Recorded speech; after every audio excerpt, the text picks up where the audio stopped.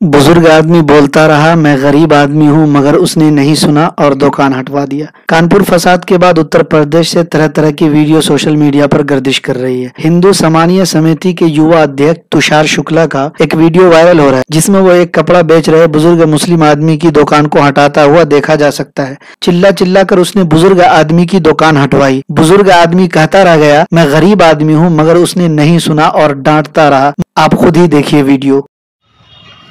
हमारे ऊपर गुम्मे चलवाए, हमारे ऊपर पत्थर चलवाए और हमारी रोज तुम्हारा नंबर बुलाऊं।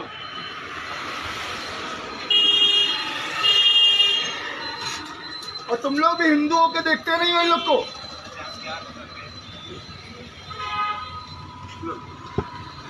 हम लोग क्या इनकी दुकान करने के लिए?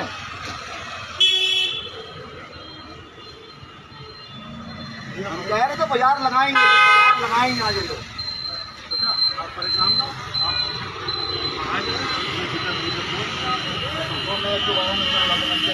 अरे भैया मांगे